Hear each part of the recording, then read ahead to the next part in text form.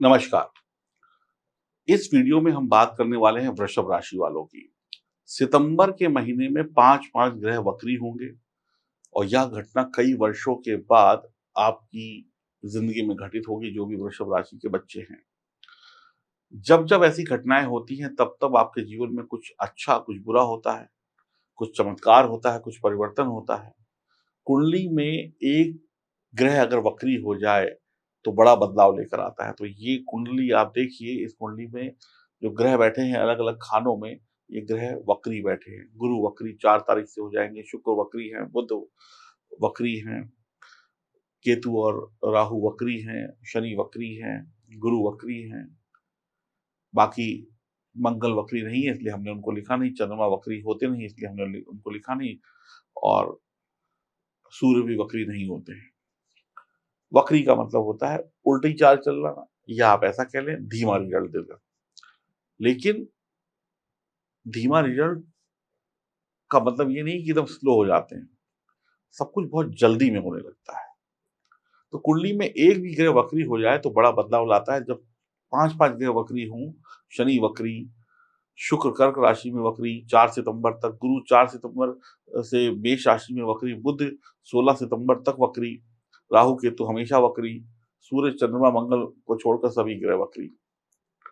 तो अब इन ग्रहों का प्रभाव क्या पड़ेगा? तृतीय भाव में शुक्र वक्री हैं। तृतीय भाव में आप देखिए तृतीय भाव में शुक्र वक्री हैं, तो एक भाव पीछे का फल देंगे। जिस भी भाव में जो ग्रह वक्री होता है उससे एक घर पीछे का फल देता है। अब जैसे शुक्र जो है वो तृतीय भाव में वक्री है तो सेकंड हाउस का भी फल देंगे। अब बुध जो है चौथे में वक्री है तो तृतीय का भी फल देंगे, एक भाव पीछे का। ठीक है ना? जैसे शनि जो है 10वें घर में वक्री है तो 9वें का भी फल देंगे आपको। अब गुरु जो है वो आपके 12वें भाव में वक्री हैं तो 11th का भी फल देंगे, 11वें भाव का भी फल देंगे। अब यहाँ पर इनको चेष्टा बल मिल जाता है और ये 3 गुना ज़्यादा ताकतवर हो जाते हैं। अब जिस भाव के स्वामी हैं ग्रह, अब जैसे शुक्र की बात करें, तो शुक्र लग्न के भी स्वामी हैं और शुक्र जो है छठे भाव के भी स्वामी हैं और शुक्र जो है तृतीय भाव पे वक्री है और तृतीय का और द्वितीय का फल देंगे और लग्न का फल देंगे और छठे भाव का फल देंगे और दृष्टियों का भी फल देंगे। ऐसे समझ के आपको आसानी होगी। तो ऐसे ही हर ग्रह अपना इसी प्रकार से फल देगा। अब शनि दशम में है तो नवम भाव का भी फल देंगे और शनि अ, दशम का नवम का फल देंगे और अपनी दृष्टि का भी फल देंगे। समझ गया? तो आपके लग्न का संबंध, आपका जो लग्न है, लग्न क्या है? जहाँ पर 2 नंबर लिखा हुआ है इस कुंडली में। आपके लग्न का संबंध धन पराक्रम भाव से पंचम भाव तक, पंचम और छठे भाव से बन रहा है। यानी लग्न का संबंध जो है सुख, सुख का भाव, पंचम भाव, छठा भाव से बन रहा है और वहीं दूसरी तरफ आपके लग्न का संबंध विदेश, लाभ, कर्म, भाग्य भाव से बन रहा है। शुक्र, बुध, शुक्र, शनि वक्री और चारों ग्रहों को चेष्टा बल प्राप्त है, यानी ये 3 गुना ज़्यादा मजबूत हैं, ताकतवर हैं, यानी सभी ग्रह बलशाली हैं, जो भी वक्री हैं। शनि, शुक्र और बुध आपस में मित्र हैं। 2 ग्रह त्रिकोण भाव को प्रभावित करेंगे, तो ये वक़्त काफ़ी बढ़िया हो सकता है सितंबर का महीना आपके लिए। तो अब ये जानकारी जो है नाम राशि और लग्न राशि पर आधारित है। तो आप लोग अपनी लग्न राशि से, अपनी नाम राशि से, अपनी चंद्र राशि से इस वीडियो को देखिएगा। ये चीज़ें समझ में आ गई, थोड़ी-सी कठिन है लेकिन समझाना बहुत ज़रूरी है। अब बात करते हैं कि हमें ये जो वक्री ग्रह है, एक-एक ग्रह क्या फल देगा। अब बात करेंगे वृषभ राशि वालों के लिए वक्री गुरु की। 4 तारीख से वक्री हो रहे हैं और देवगुरु बृहस्पति बड़े शुभ ग्रह हैं, बड़े ग्रह हैं, लंबे समय तक वक्री होंगे। राहु के साथ हैं राहु, लेकिन अभी उनमें अंश बल से कमज़ोर हो गए हैं, इसलिए राहु को साइड कर दो, राहु से डरने की ज़रूरत नहीं, एक खतरा टल गया। तो गुरु जो हैं 12वें भाव में वक्री हो रहे हैं और 11वें भाव का भी फल देंगे जैसा मैंने बताया। अब 11वां भाव क्या है? आपके प्रॉफ़िट का भाव है। तो 11वें भाव से आपको क्या मिलेगा? आपको धन दौलत मिलेगी, परिवार का सुख मिलेगा, परिवार में अच्छे काम होंगे, खुशियाँ आएँगी। लेकिन 12वें भाव में है तो कई बार क्या होता है, आदमी खुशियों में ज़्यादा पैसे लुटा देता है ना? जब हम खर्च कर रहे होते हैं तो पता नहीं चलता, लुटा दिया। बाद में कहते हैं, "अरे! कहाँ गए पैसे?" तो पता चला वो तो लुटा दिए। वो गरम लोहा होता है तो उसको कैसे भी मोड़ लो, है ना? कुछ भी बना लो। तो आप भी जब गर्मी में होते हैं, जोश में होते हैं तो खूब पैसा खर्च कर देंगे।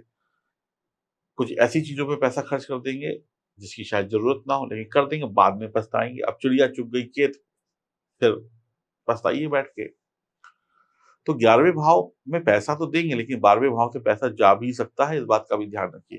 तो करिए, खर्चा करिए, खूब खर्चा करिए, लेकिन लिमिट में करिए। 12वां भाव ये भी दिखाता है कि आपको अपनी सेहत पर भी ध्यान देना है। सेहत को मत भूल जाइएगा। परिवार में मांगलिक कार्य और उत्सव होंगे, तो वहाँ पर लिमिटेड खर्चा करिए। अपनी सेहत का ध्यान रखिए। आपका पैसा आपकी बीमारी पर भी खर्च हो सकता है। शुभ कामों पर भी खर्च हो सकता है। अगर आप हृदय रोग से पीड़ित हैं, लीवर से पीड़ित हैं, आपकी हृदय की को मोटे हैं आप, वो नसें ब्लॉक हैं, तो भाई साहब डरना नहीं, हार्ट अटैक आ सकता है। तो डॉक्टर के पास तुरंत चले जाना, दवाई-ववाई ले लेना, है ना? ऐसे अगर जो पहले से पीड़ित हैं, वो अपना ज़्यादा ख़्याल रखें और जो पीड़ित नहीं है, वो भी ख़्याल रखें कि ऐसी कोई समस्या हो ना।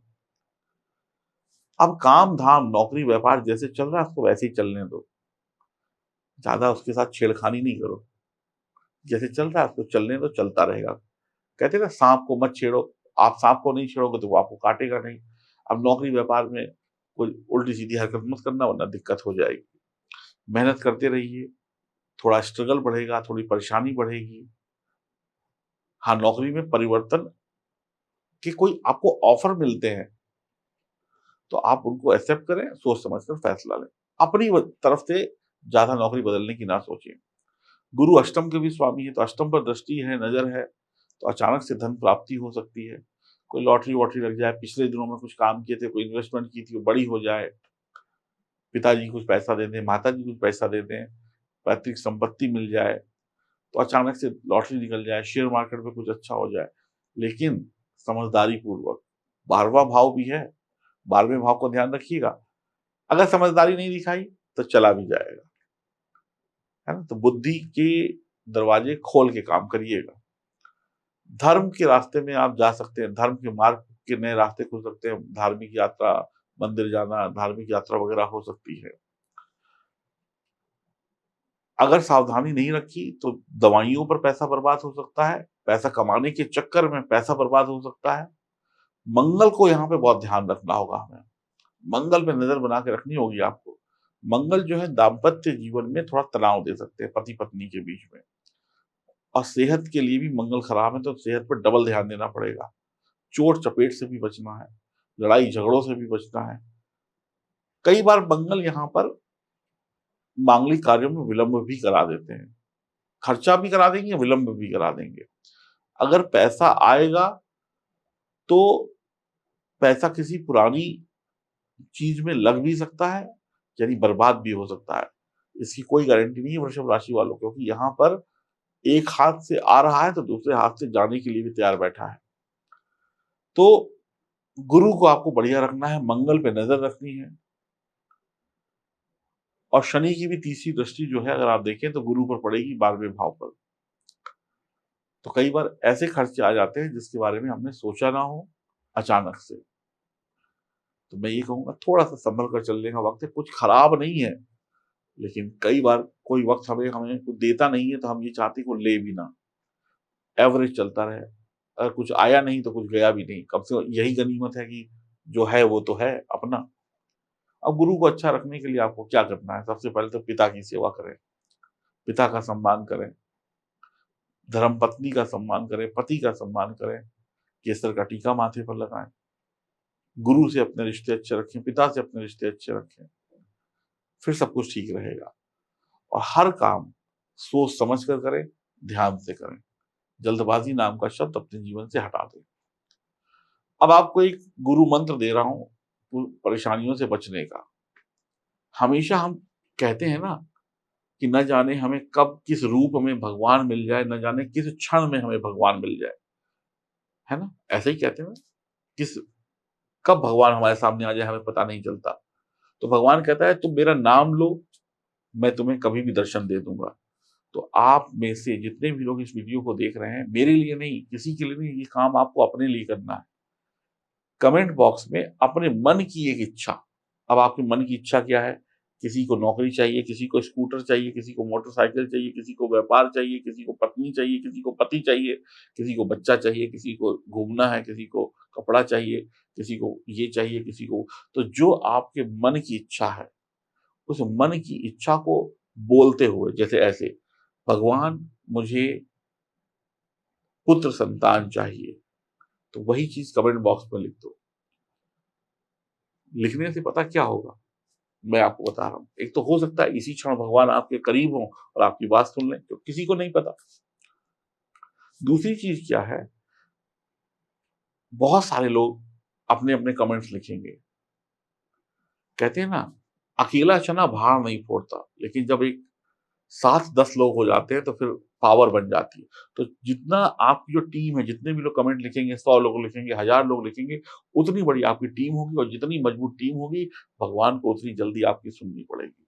आप अकेले जाकर कोई लड़ाई नहीं जीत सकते, लेकिन अगर फौज लेकर जाएँगे, तो बड़े से बड़े राजा को भी अपना दरवाज़ा आपके लिए खोलना पड़ेगा। भगवान आपसे कितने भी रूठे हुए क्यों ना हों, जब आप इतने सारे लोग अपनी इच्छाएँ भगवान के सामने व्यक्त करोगे, तो आप एक मजबूत टीम बन जाओगे। ये मेरे लिए नहीं करना, ये आपने अपने लिए करना है, मैंने तो आपको सिर्फ़ रास्ता दिखाया। तो जो मन की इच्छा है उसको बोलते हुए कमेंट बॉक्स में लिख दो, फिर देखो कमाल। उम्मीद करता हूँ, भगवान आपकी इच्छा पूरी करेंगे। बाकी अपनी जन्म कुंडली बनवाने के लिए आप दिए गए नंबरों पे संपर्क कर सकते हैं। राधे, राधे।